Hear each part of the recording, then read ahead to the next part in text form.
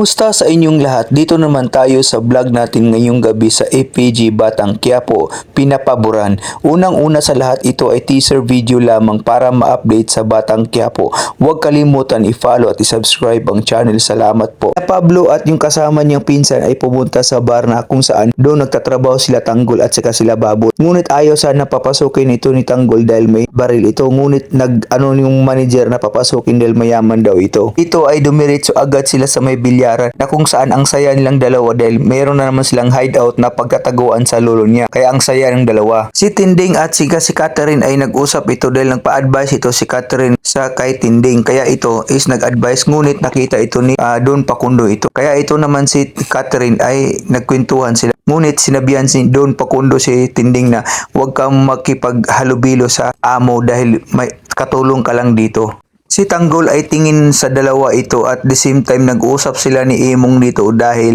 nagtaka si Imong bakit pinapasok na may baril ito. Pero sinabi ni Tanggol na sabi daw ni manager. Ito ay nagtanong si manager kung anong kakainin niyo o pulutan. Kaya pumunta agad si manager kina Jelay at kina Bubbles ito para pasayahin yung client nila. Dahil dito malaki daw yung tip ang magbigay. Tinding ay nainis kay Don Pakundo ito dahil ayaw ito makipagkwentuhan kay Catherine dahil amo lang daw siya at kami tayo ikasambahay ito.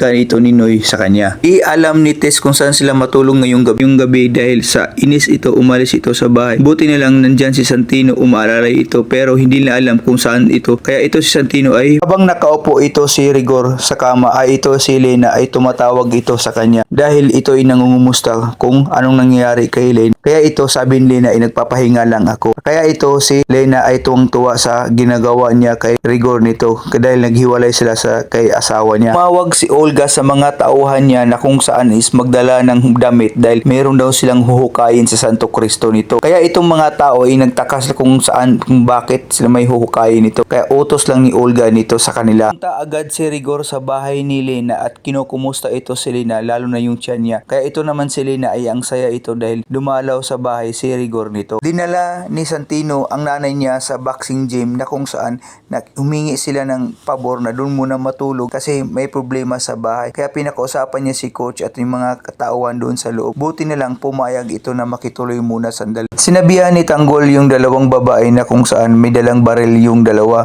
Kaya mag-ingat kayo.